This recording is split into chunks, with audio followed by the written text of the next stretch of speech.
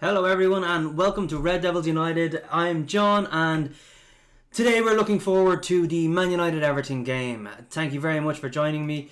We will be talking about the game itself today. We'll be looking at the team selections and we will be talking about this man on the right of your window, Ole Gunnar Solskjaer, the current United manager. But for how long? So there's a lot to get through today. We are live, so the chat window will be opened, and anybody who has anything to ask, to say, please don't hesitate. Guys, just trying to grow the channel, create a good, hopefully somewhat positive group to talk about United, to talk about the games, but also fans of all teams just to join in, have a bit of banter, which shouldn't be too hard with Man United's current form. You should really be able to take the mick out of us quite easily. Before we get into much, I'm going to have a look at the actual team selections. Okay, this is a predicted lineup. I'm not sure what the lineup is. Maybe it's being released, and if it has, somebody can put it in the chat window. I'm going to show you this predicted lineup, and then what we're going to do is we're going to go through who I think the lineup should actually be. So we've got De Gea in goal. We've got Shaw, Maguire, Tuanzebe, and Aaron Wan-Bissaka. Now, Tuanzebe didn't exactly cover himself in glory in the game midweek in the Champions League. He got a booking, but, you know, it's hard to fault him and Maguire. And I'm going to get into that first goal from the Champions League in a moment in regards to whose fault it was and what can be done in order to prevent something so ridiculous happening again. We got a midfield of Van der Beek and Fred. I'm not sure how much protection that provides us. But you've got an attacking front four with obviously Van der Beek getting involved. That is actually, on their day, unbelievably good, and that only means if they move, if they run, if they have urgency, if they defend from the front, and if they just show some effort, because on their day they can also be absolutely invisible, which is another thing we might discuss. So that is a predicted lineup. However, want to have a quick glance and see who I myself would possibly put in the team. So this is the team I'd like to see. Okay, the back four we're looking at. Okay, very, very, very similar to what we see on the left. Of course, I've got Lindelof instead of Tuanzebe, and I've been one crying out for Tuanzebe to play at centre half. But he's a young lad, he's only back from injury, and his confidence probably took a bit of a hit. Again, I don't think it was his fault, but his confidence probably took a bit of a hit. So I have Lindelof in there. Now, if Tuanzebe plays, I'm actually more than happy with that. I think his pace, his strength complements Maguire very well. And I also want to just very, very briefly talk about the goal itself. The goal from a corner kick, there's two major issues in that goal, and none of them are the centre-half's fault. Okay, they're pushing up for a corner. The corner's taken. They're in the box. There's two strikers in the box, and there's a midfielder in the box. Now, first of all, when the corner was taken, it then should have been just put in first time. Okay, it wasn't. United were playing around with it on the right. There must have been, I think, 3 to 4 occasions when somebody could have easily crossed it into the box, and they didn't. Which left the players up there thinking, why are we standing here? You know, get the ball into the box. Doesn't get put in. That's mistake number 1. Mistake number 2 is not any of the centre-half's problems. Mistake number 2 is Matic, who's supposed to be sitting behind the last man at the halfway line. He's marking. He's the only one deep enough to mark Djembaba. And he, instead of marking him, decides to give himself as an option to the 5 idiots playing passy, ticky-tacky, whatever you want to call it, on the right-hand corner flag. He decides to give himself as an option for them to pass the ball back to. Of course, they lose possession, it gets hoofed up the pitch, and your man hasn't got anybody within 20 yards of him. The nearest being Matic, who left him. It was 100% Matic's fault for not marking him. And then, of course, you can put blame on the 4 lads passing the ball towards the corner flag instead of whipping it in to the box.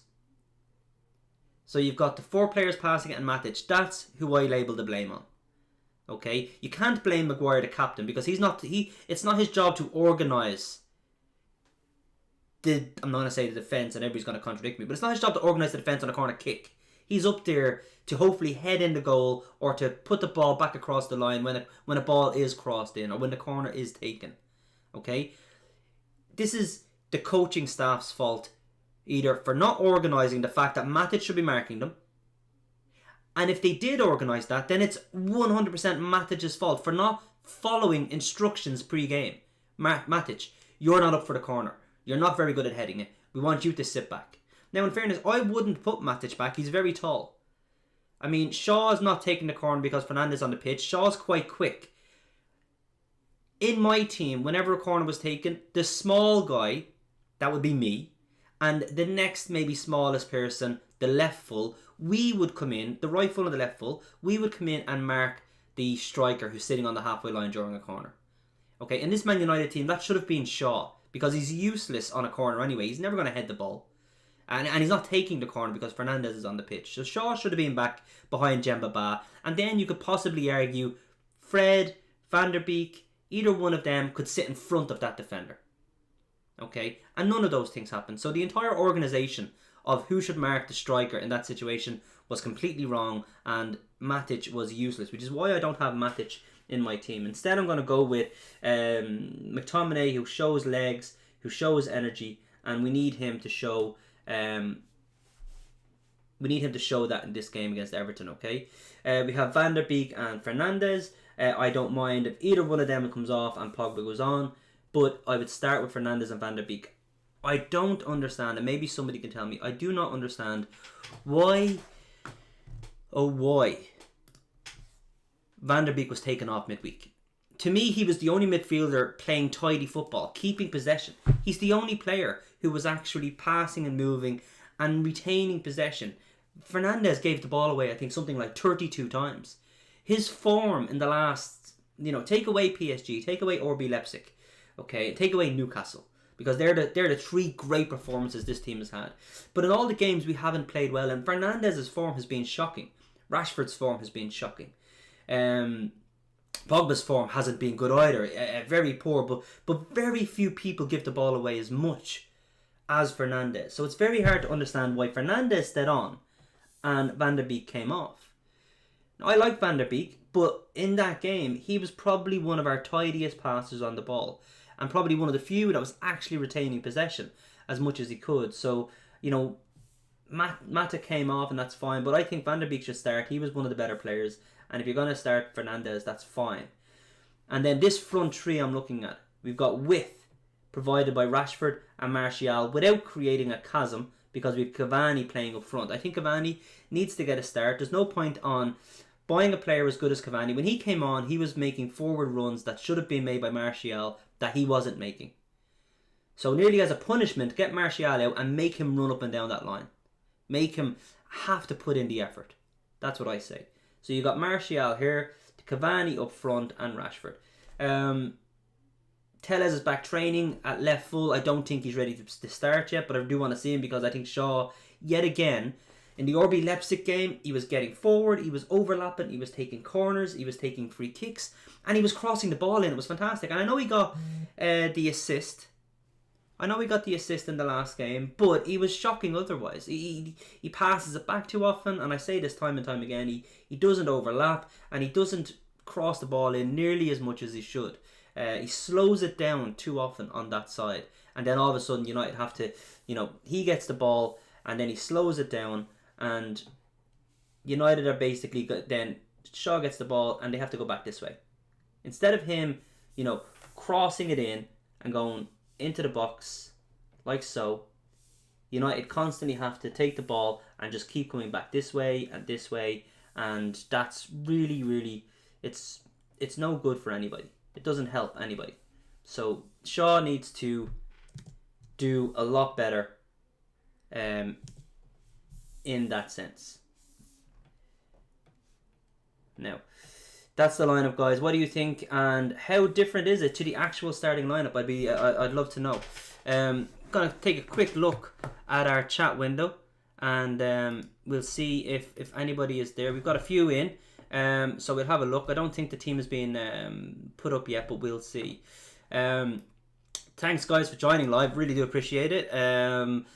Please like and share the page, and we'll get more people talking and giving their opinions. Dwayne Morgan says, think you need McTominay and Fred together. Neither is good enough to do the role alone, but together are very good. Actually, Dwayne, I completely agree with you. I think I agree with you, and I don't want to see it. The reason is, I think you're right. I think neither is good enough to be a sole number 6 or defender on their own. Perfectly agree with you. But we need that. We need to buy a Kante, a Fernandinho, a Fabinho for Liverpool, Fernandinho for Man City, Kante for Chelsea. They all have that one player who is good enough to play that role on his own, and then gives us the ability to have another person who can join the attack. And that's just horrible for us that we don't have it. I think Matic is the closest we have to it, but he caused the goal for us, but his all-round play recently hasn't been too bad. So maybe if I'm going to play this formation that I want, Dwayne is right. McTominay is not good enough. Fred is not good enough. So instead, we'll take Matic and put him back there. He might be the only one that's good enough. Just to show you what it is I'm looking at here, guys. We've just put Matic in there. Maybe he is the one that's good enough to do this. But I think Dwayne's right. McTominay and Fred alone are not good enough to that position. Man United need to invest and buy somebody who is, because even if Matic is sort of good enough, he's getting on in age. He's not going to be there for long. Stephen Norman says Maguire should make sure to the cover is there before he leaves his area. Was Maguire megged in the run up to the goal? I can't remember, to be honest. Now, I'm not sure what goal you're referring to. But if you're referring to the first goal, he did make sure somebody was there. Matic was there. Matic was sitting behind Dembaba. Maguire goes up for a corner. Now, the corner is not swung in first time. That's fine. Gets played out. But really, it should be swung in then. Maybe one more pass, and then it should be swung in. The problem is, Maguire leaves Matic to do that job. He goes up with the centre-halves, as he should, for a corner. And the ball's not swung in. It's passed, and then still not swung in. I think there's 2 or 3 more passes, and it's still not swung in. And at that stage, Matic has slowly left his man to give an option to the idiots not putting the ball in. But Maguire did make sure someone was up there. Now, if you're referring to the second goal, I kind of blame Shaw for the second goal, because the ball is on the right-hand side. Fernandez gives away a really sloppy pass. Matic's control and lack of pace loses possession, but all of this is happening on the right side of the pitch. And yet, when they do lose possession, Shaw is caught 20-30 yards too far up. I mean, there's no reason for him to not be in position at left full when the ball is on the other side of the pitch. Shaw should only be going up that far when the ball is on his side, and it wasn't. So I blame Shaw for that. But again, I'm not sure which goal you're referring to. Dwayne Morgan, you dropped Pogba. You finally getting some sense. He's talking about me and not actually Ole Gunnar Solskjaer. Yes, I dropped Pogba. But honestly, Dwayne, I'm not going to lie. I actually think Pogba played better. I think Pogba played better than Fernandez. I could easily just take Fernandez out and put Pogba in, because you know what? Where is Pogba hiding?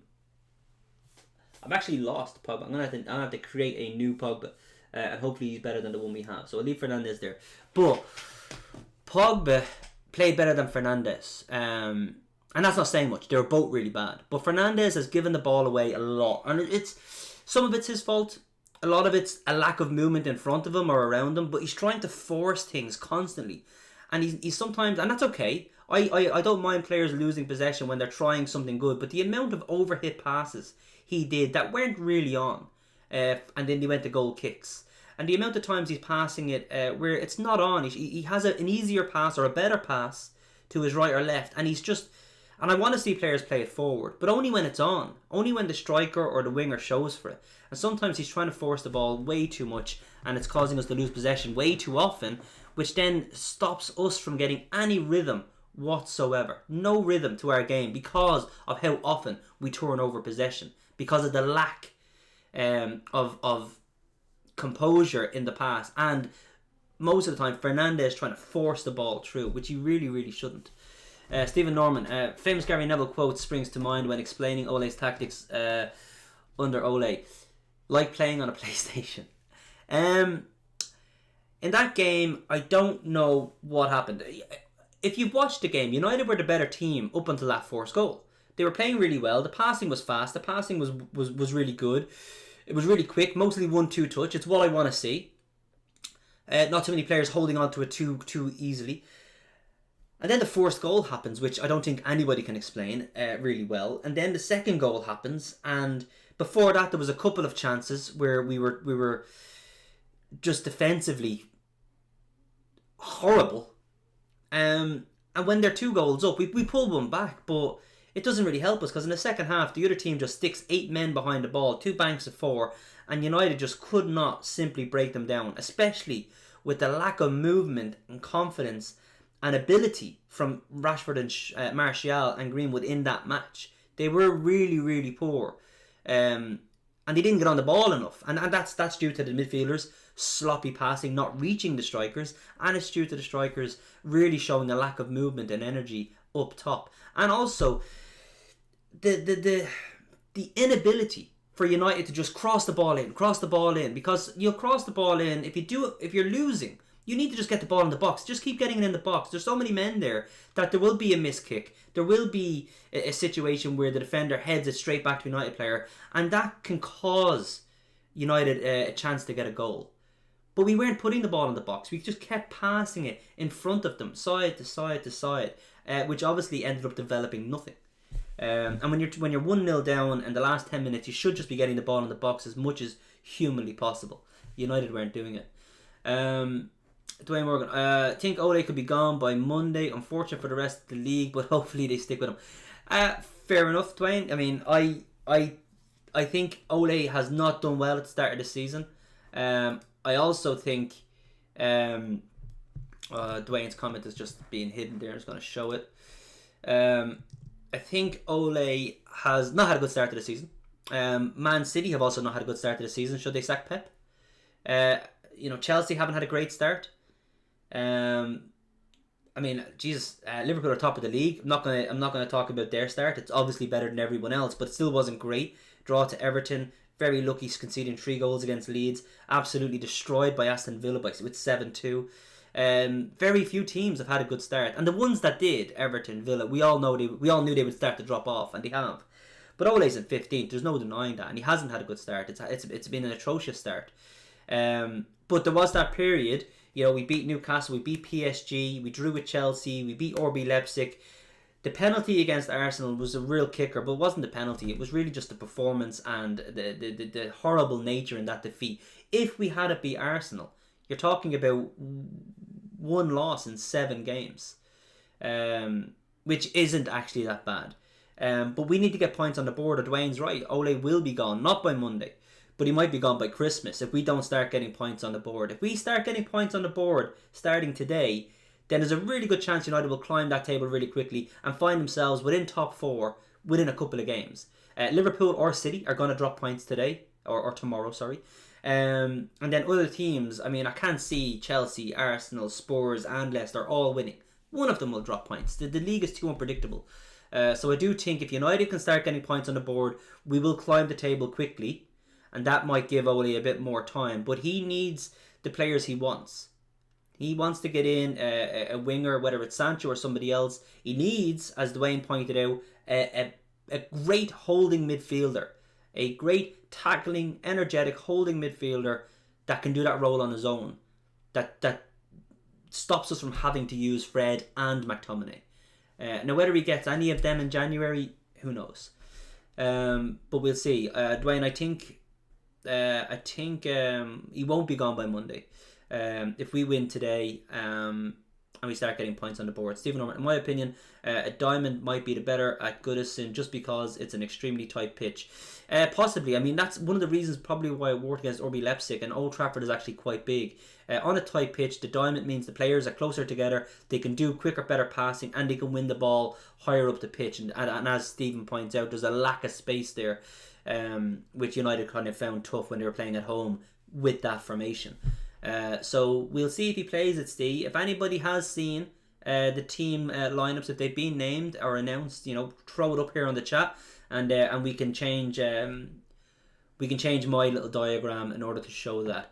Dwayne Morgan says Alan should contain United midfield easy enough. No, I don't think so. I think on their day, whether it's Van der Beek, Fernandes, Pogba, they're a lot better than the Everton's midfield for ability. It's just whether or not they decide to show up. Stephen Norman, regarding your comment on forcing the issue, the fact Fernandes does it so often, to me means he doesn't trust his teammates. I don't know. It could be the opposite, Steve. He could have a lot of trust in his teammates. I mean, when I say forcing the issue, I mean he's trying to play passes that aren't there, and that those passes get intercepted. Now, if he was trying to shoot all the time, or if he was trying to carry the ball instead of passing it, then maybe, he doesn't trust his teammates because he's trying to do it all himself. But it's actually the opposite to that. He's trying to make passes that aren't there, instead of just the easier pass to his right. Now, maybe, like you say, he doesn't trust the guy to his right. But I don't think it is that. I think he wants to make something happen, and he's getting frustrated with the lack of movement in front of him. So he tries to make a pass that really isn't on. Or maybe he's trying to make a pass that should be on, but the forward player just hasn't made the run in the direction he should. Dwayne Morgan, Fernandes knows they're shite. He's been bubbling the last few weeks, losing the head at his teammates. Yeah, I mean, he has, and he rightfully should. I mean, the form is not good enough. Individual players' mistakes. I talked about it after the Arsenal game. The unforced errors, which we then carried into that moronic Champions League match. The unforced errors are what's absolutely killing us. It's not even players winning the ball off us or putting pressure on. The amount of times we just give it back with a rubbish, stupid pass is so annoying. And then, I mean, Dwayne, you and Stephen, both of you play football. You tell me this. You're playing in a team, and that team concedes the first goal United concede. You're gonna lose the rag. You see Maguire getting the ball and he tries a stupid long ball that goes out for a throw in, doesn't even get near the pass. You're gonna lose the rag. I mean, players should know what they are and are not capable of, and they should stick with that. And I mean, I'm watching these games as a United fan who's optimistic, to say the least, and I'm losing the rag with what these guys are doing and not doing. Stephen Norman goes on to say United's fullbacks play better when it's less is expected of them. City game last year as an example. To me, the fullbacks are under strict instruction from the management.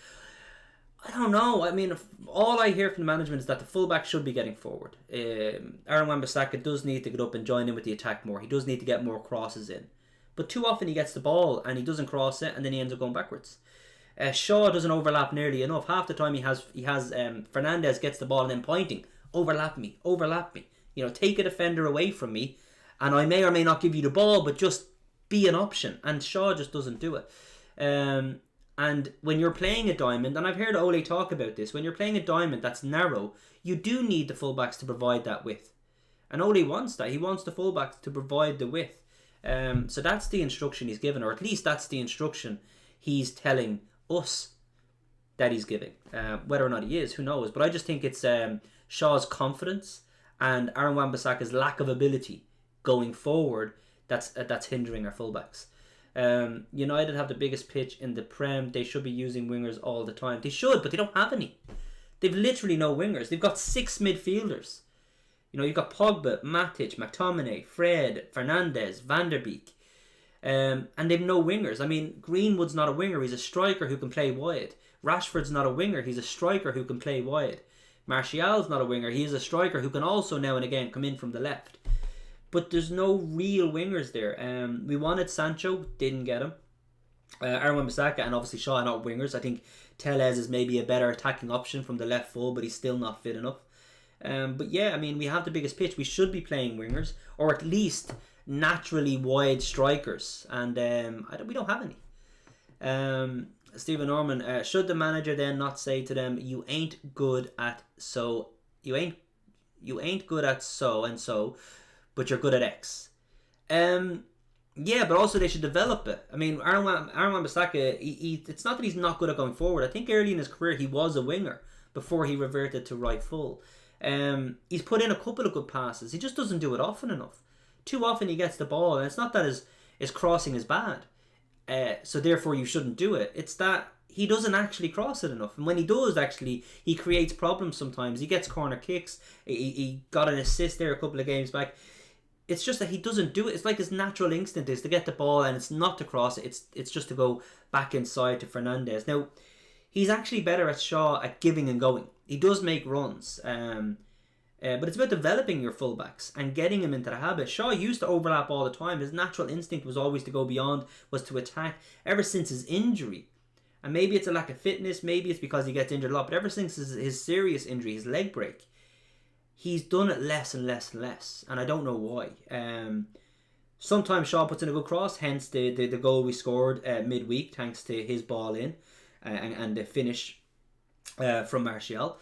But too often he doesn't actually put the ball in at all, and that's really what it is. We'll come back to the chat window. I'm not too sure how many have actually joined us live. I know we have Dwayne, we have Steve, and it's great that the guys are here joining live, but I think they're the only ones that are with us.